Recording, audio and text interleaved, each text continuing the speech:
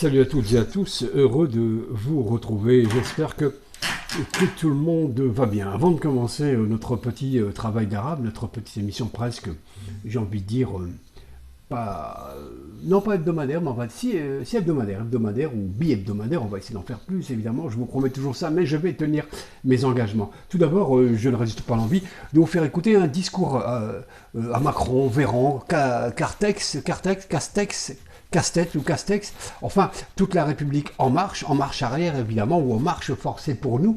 Je ne résiste pas à l'envie, chers amis, de vous faire partager un discours de Macron. Je sais que vous en avez soupé, je sais que vous avez envie de vomir tous les jours un peu plus de ces décisions arbitraires, autoritaires, etc., de ces racontards, de ces balivernes, de ces billevesées, en tous les cas, on vous prend la tête dans tous les sens, prise de tête à tous les étages, mais juste un bout du discours de la Macronie, un discours maintenant classique, écoutez-le.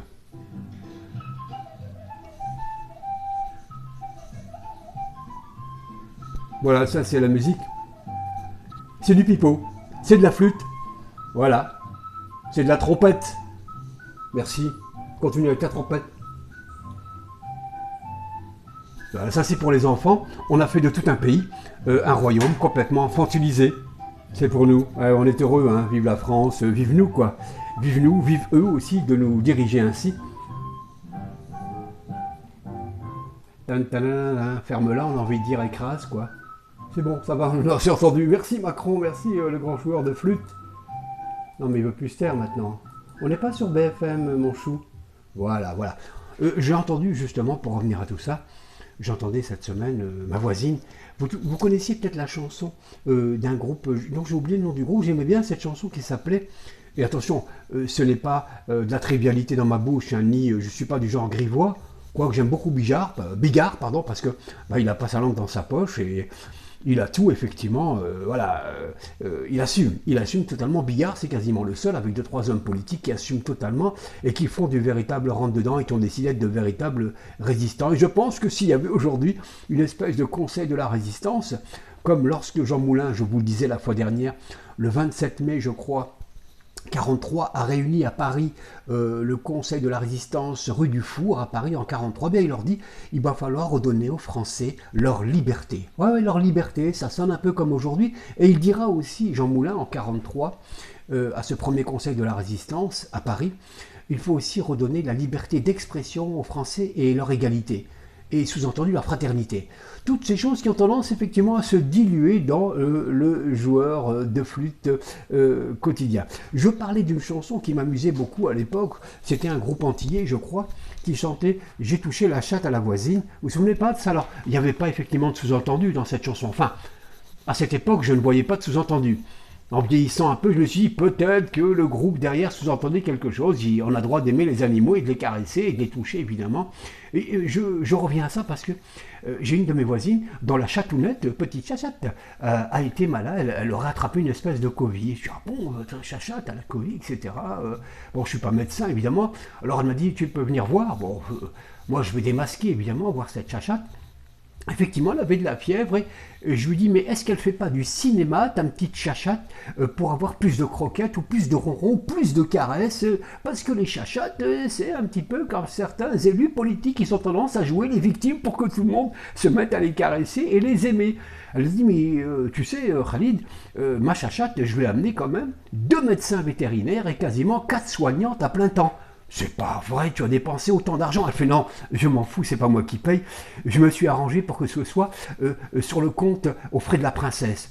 Alors je lui dis, je ne savais pas que tu étais aussi tordu, aussi cochonne sur les bords. Je disais à ma voisine, et je lui dis, bah écoutez, pour la chachate, alors c'est vrai que sa chachate, elle lui a donné quasiment un statut régalien. Il faut voir comment elle la traite, etc. Et je veux dire, elle la traite comme, elle lui a donné un statut présidentiel. Elle a un fauteuil rouge, un trône, etc. Et lorsqu'elle m'a dit que sa chatte serait peut-être victime du Covid, je me suis dit, mais bon, j'ai une voisine qui est assez joueuse. Hein, elle aime bien, elle m'a raconté des trucs pas possibles. Hein. Elle m'a dit, vous savez, elle m'a dit, moi, je jure sur la main sur le cœur que je suis prêt à donner à manger à tout le quartier. Alors qu'elle, je l'ai connue plus tard en sachant qu'elle mangeait sur le dos de tout le quartier. Elle pourrait faire de la politique. Je lui ai même consigné un parti dans lequel elle aurait pu faire ses preuves et même monter beaucoup en grade. Donc, Elle me disait que j'ai effectivement, alors elle a dit, malgré les prescriptions et surtout les recommandations de Véran, hein, qui interdit l'azithromycine, eh bien, j'ai su, il ne faut pas le dire à tout le monde, proposer à ma chachate régalienne ou présidentielle ou Bonaparte ou napoléonienne, lui proposer, ça ne devrait pas se savoir, mais des vétérinaires, à des médecins, à manger le morceau. Il a balancé un petit peu comme ça que je lui aurais donné de l'azithromycine, alors qu'elle est interdite complètement en France. Mais bon, vu la chachate, etc., le soin qu'elle y a, et puis le statut qu'elle lui a donné, je me suis dit, écoutez, vous avez le droit de transgresser au nom de la chachaterie et de votre goût des animaux. Quelque part, c'est un peu la Brigitte Bardot du quartier, cette femme, elle aime tellement les bêtes. Elle aime pas trop les gens du quartier, en vérité, elle préfère les animaux. D'ailleurs, elle traite même les gens du quartier comme des animaux, mais pas avec la même tendresse, etc. Bref, tout ça me fait penser que, je ne sais pas pourquoi, mais tout d'un coup, j'ai pensé à un livre de Christ Kraus, je crois qu'il s'appelait La fabrique des salopards. Je ne sais pas pourquoi c'est venu comme ça.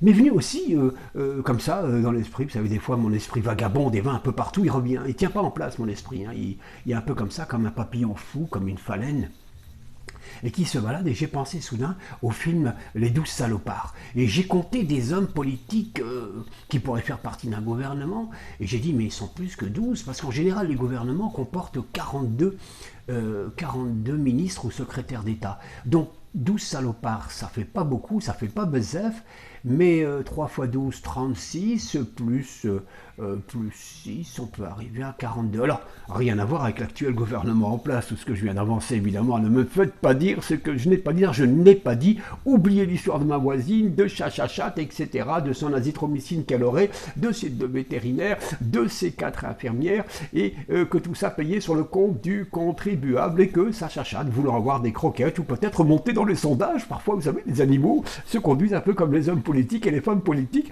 ce sont effectivement des ordures, parfois, les animaux, et ils savent y faire, effectivement, pour jouer les malheureux, les malheureuses, et dire, oh oui, les malheureuses, la chachate, on va s'en occuper un peu plus, on lui promettra un nouveau chat de gouttière, etc., etc. D'ailleurs, curieusement, elle se faisait draguer par un chat de gouttière aussi.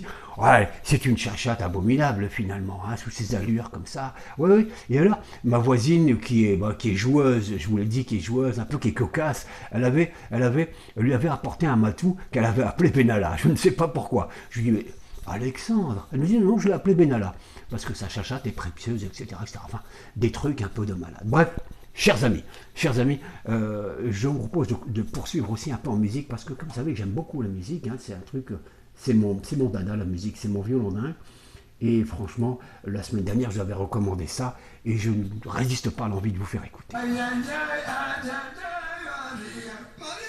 Eh ouais, magnifique Sergio Reba Barreto. C'est beaucoup mieux que le pipeau présidentiel quand même, hein, le pipeau véranesque, le pipeau chapiaesque, etc., etc.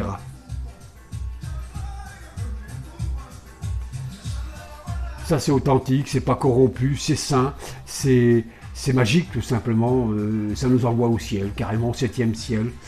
La musique cubaine, Cuba, l'île de mes rêves. Je pense que dans l'Antiquité, ils ont fait une erreur. Ils auraient dû mettre l'île de Cuba dans les 7 merveilles du monde. Je l'aurais classé quasiment première, moi. J'aurais placé aussi Fidel Castro. J'aurais aussi classé Ernest Hemingway qui avait choisi Cuba pour y vivre parce que il avait mis le pied et la main au paradis en vivant là-bas. Le prix Nobel de littérature, Hemingway qui adorait Cuba, qui adorait toute la culture hispano-africaine qu'il y avait là-bas. Enfin, Hemingway quoi. Hemingway qui disait d'ailleurs au passage, je vous l'ai peut-être déjà dit, cette phrase formidable qui disait... non, c'était plutôt... comment il s'appelle ce type qui avait joué dans le rôle d'Hercule Poirot, là, cet russe qui avait été élevé au rang de lord par la reine Élisabeth, qui disait le nationalisme est le dernier refuge du scélérat. Je pense que ça devrait être la devise de CNews. Ouais, de CNews et peut-être aussi de tout le lobby pharmaceutique. Ouais, le nationalisme est le dernier refuge du scélérat. D'ailleurs, De Gaulle disait le patriotisme, c'est aimer la France. Le nationalisme, c'est détester les étrangers. Vous voyez la nuance intelligente, c'est De Gaulle. C'est un peu normal, chers amis. Ave Maria. Je tiens à saluer les 2-3 Maria d'ailleurs qui nous envoient des messages et qui sont abonnés au club du travail d'arabe. Merci à vous. Alors je vous dis pas que je suis tombé complètement amoureux de la danseuse, là c'est normal, enfin amoureux façon de parler, mais de la danse et du charme et de toute la, toute l'allégresse qu'elle dégage, la chorégraphie évidemment. Permettez-moi d'y jeter un coup d'œil, voilà rapidement, ça me redonne un peu de vitamine du bonheur, comme dirait Raymond Carver. Et oui, elle dégage une espèce de, voilà, toutes ces effluves qui vous invitent à la danse. Merci beaucoup Sergio Barreto, et puis merci à la musique cubaine d'exister évidemment. Je disais donc qu'il y a beaucoup de choses cette semaine. Je lisais aussi une citation qui aurait pu nous servir à tous. Un peuple qui ne défend pas ses libertés et ses droits est mûr pour l'esclavage. Or je sais que le peuple français ne sera jamais mûr, aucun être humain n'est mûr pour l'esclavage, évidemment, puisqu'il ne voudrait pas devenir rien, de la merde, un sous-esclave, un sous-humain du système mafieux et bancaire, et on se battra jusqu'au bout pour tout ça, et je crois que les consciences commencent à s'éveiller, bien évidemment. Louis Fouché, le médecin de Marseille, est debout, vent debout, avec quelle énergie, c'est formidable. Ce bonhomme, avec son savoir, avec son intelligence, et ses connaissances scientifiques, sa détermination, il fait le bonheur finalement de la résistance. Et je pense qu'il aurait mérité, de faire partie du Conseil de la résistance versus 2020. 2020, il y a un nouveau conseil qui se met en place. Et si j'ai un conseil à donner, effectivement, c'est de faire partie de ces conseils qui se mettent en place un peu partout en France, ces espèces de gilets jaunes, ces ronds-points qui se mettent en place, cet éveil national qui commence à comprendre que si on ne bouge pas, on est mort collectivement, que le bateau finira par sombrer, et avec les petits-enfants qui, avec ces masques, qui le font ressembler à des monstres, hein, parce qu'il n'y a plus d'humanité avec un masque, on ne voit plus rien, on ne sait pas si on rit, si on pleure, on ne sait plus rien avec un masque, c'est terrible. Ce que les gens font subir, bravo à Louis Loucheur, à Marseille, de l'avoir dit haut et fort, avec cette espèce de sourire, cette candeur de cet homme qui doit avoir 45 ans, mais qui a gardé cette espèce de lumière, cette innocence, et en même temps une innocence donc d'enfant, mais avec ces lumières donc scientifiques, ce savoir d'adulte. C'est formidable, ce métissage, cette espèce de symbiose qu'il a installé en lui, quoi. C'est une nature, et c'est une intelligence. Je voulais renvoyer vers la vidéo qu'il a fait avec Salim Laibi, le libre penseur, et d'autres sites aussi. Et puis Raoult qui ne lâche pas de vaccination, pas question aussi. Péronne aussi, grand Péronne effectivement, qui restera un symbole de la bataille qu'on vit, que le pitoyable et minable Martin Hirsch, qui est directeur des hôpitaux de Paris, et qui fut un temps où je pensais que c'était un mec bien, parce que j'avais acheté un de ses bouquins.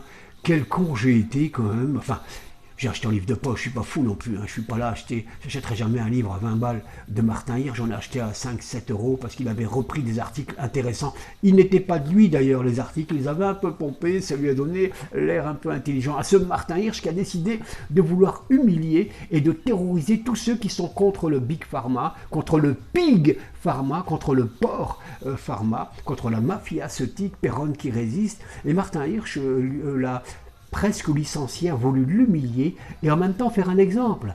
Attention là, hein, vous qui voulez effectivement dire le contraire de la doxa, de la vérité, de la dictature vraie et lumineuse de notre conseil scientifique, d'aller contre Salomon, contre Véran et toute la clique, eh bien on a les moyens de vous faire taire.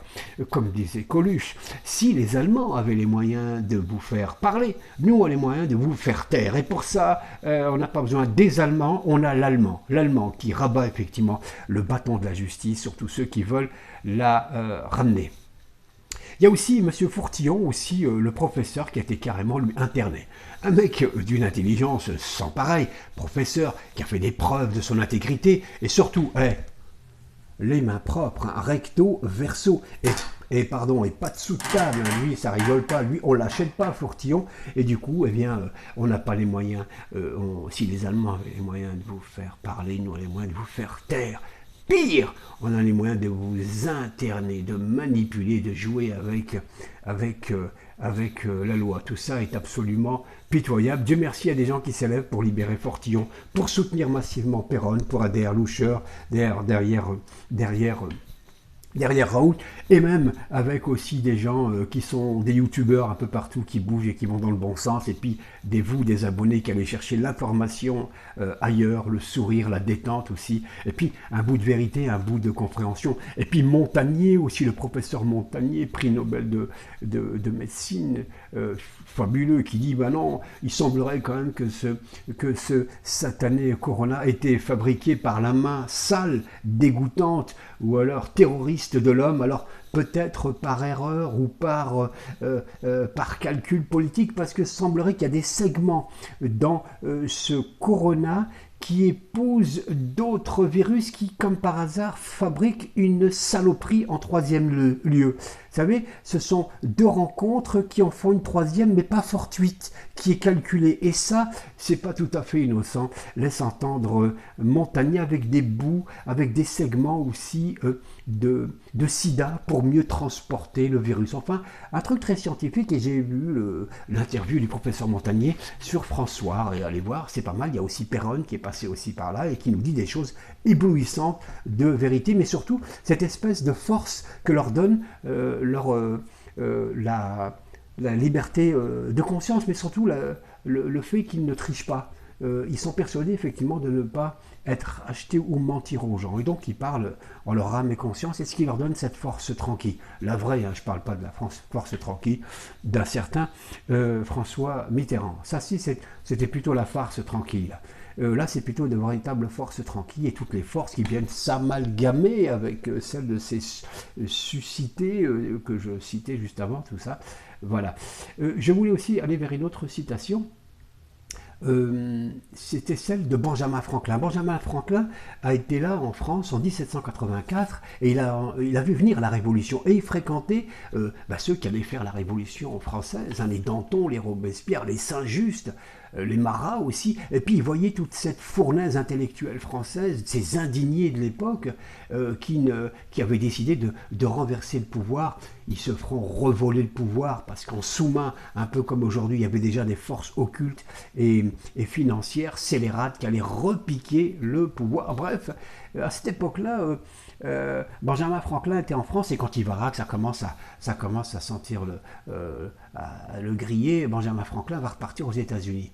Mais il avait fait une citation qui devrait nous parler encore, Benjamin Franklin, qui disait « Quand un peuple est prêt à céder de sa liberté pour plus de sécurité, il ne mérite ni l'une ni l'autre. » C'est bien dit, etc. On est là-dedans. Pour plus de sécurité, céder sa liberté pour plus de sécurité, tout ça c'est du pipeau, et tôt ou tard on l'aura dans le flanc, chers amis. Donc cette année, tous les 15 jours, on a la visite de Castex, qui a bien appris son texte, mais qui effectivement oublie de se servir de son cortex. Par contre, nous, même si on a un petit cortex, on se sert un peu de notre cortex cérébral, et on sent que tout ça, c'est de la flûte. Je ne vais pas vous refaire le morceau d'histoire sans parole, le morceau de flûte. D'ailleurs, aujourd'hui en France, tout le monde doit se taire que finalement, la France a reculé de 2 places dans la liberté d'expression, au moment où on nous a bassinés avec la liberté d'expression, la vertu. Il faudrait l'ajouter avec la laïcité, liberté, égalité, laïcité, liberté d'expression.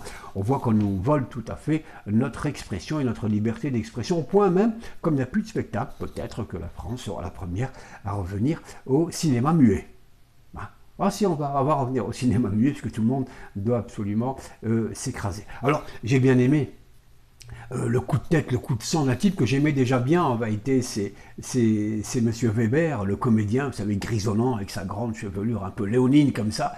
J'ai toujours aimé un peu ce bonhomme, il dégage, je sais pas, il y a des gens qui respirent de l'intelligence et de l'insincérité. Alors, il est pote avec des gens que j'aime pas trop, mais lui, humainement, je sens que c'est quelqu'un de bien. Je sais pas pourquoi, c'est comme ça. Et je me suis pas trop trompé, puisqu'avec François Morel, ils ont décidé de braver les interdits et de lui dire « va te faire voir », en lui faisant un petit doigt comme ça, à l'allemand et à toute l'équipe. Nous, on va sortir, on va faire un Paris by Night, et on va aller au théâtre de l'Atelier à Paris, dans le 18e arrondissement, un endroit magnifique, c'est pas loin de Montmartre, où ont habité tous les grands peintres. Je pense notamment au Bateau Lavoir de Picasso et un paquet d'autres qui l'accompagnaient, Marcel Duchamp et d'autres. Quelle intelligence, Marcel Duchamp, au passage, je dis ça comme ça, parce que c'était des véritables génies qui sont ignorés de tout le monde maintenant. Marcel Duchamp et son frère, qui ont décidé de tout laisser tomber à un moment, ces types qui étaient géniaux et qui ont décidé de se consacrer aux échecs. Il y a des destinées comme ça. Bref, ils sont allés donc faire du théâtre, jouer, proposer une rencontre avec les gens le soir, après le couvre-feu et tout le bidon, après cette ambiance délétère du couvre-feu et tout le cinéma qui est autour. Et donc Jacques Weber est allé avec François Morel au théâtre de l'Atelier, qui était tenu par un type aussi extraordinaire à l'époque, c'était Charles Dulin, qui a vécu au début du siècle et qui a fait de ce théâtre de l'Atelier un instant théâtral. Il y a aussi Louis Jouvet qui était dans cette même équipe, etc. Que des bonhommes, quoi. Que des bonhommes. On les cherche, ces bonhommes, aujourd'hui. Et ces femmes, bien entendu. Et donc Jacques Weber arrive là et puis il fait une interview à RT France et dit mais c'est pas possible, c'est quoi cet Allemand? C'est absolument, c'est sombre, c'est horrible, c'est tout à fait, totalement dégueulasse ce que nous fait subir l'Allemand. Et puis il en laisse aussi une partie, une tranche de son ire, de sa colère, Weber en balançant sur Macron. C'est quoi, nous dit-il, tous ces fermetures de restaurants, de théâtres, de cinéma, etc. C'est pas essentiel, mais c'est quoi l'essentiel, nous dit-il? C'est quoi? C'est l'avalanche de missiles vaccinatoires qui vont nous tomber dessus, ces vaccinations obligatoires, cette dictature, ces couvre-feux qui, comme le dit le professeur Orion Claude, qui est une éminente spécialiste, on n'est pas chez les Véran, qui est à peine docteur, ou c'est les Martin Hirsch, qui vont effectivement remettre en question des mecs comme Perron. Je parle de Martin Hirsch, qui est un subalterne à côté du niveau et des références de Perron. Je ne parle pas de Véran, qui vient effectivement crapoter en étant, on se demande d'ailleurs sous quelle légitimité il parle en vérité. Eh bien, Jacques Weber remet un peu tout ça en place et dit ce qui est essentiel, c'est de continuer à vivre, etc. Et Orion Claude, pour revenir sur elle, cette éminente spécialiste, Orion Claude, disait on a fait tout ce qu'il ne faut pas faire pour pourrir et faire augmenter cette épidémie. On les a mis des masques, il n'en faut pas. Il faut pouvoir respirer. On a confiné, ce qui est la pire des choses, puisqu'il faut être au grand air et respirer, et donc faire du sport, et donc se dépenser pour raffermir et renforcer notre immunité, et donc pouvoir se diversifier, et puis l'affectif aussi, rencontrer des gens, parce que on est des êtres humains, on n'est fait effectivement que de sensibilité, nous sommes qu'une sensibilité, même sur les apparences comme ça, un peu méchante, etc. Nous sommes un être d'affection, d'affect, etc. Et cette diabolisation nous a effectivement fait tomber de et affaiblir notre immunité. Et le stress qui s'accompagne avec cette intoxication, ce bombardement massif des merdias de gauche et de droite, enfin tous ces merdias qui arrivent, n'ont fait qu'accentuer le malaise et donc accentuer des gens qui potentiellement auraient pu survivre. Il y a un bonhomme aussi que j'aime bien,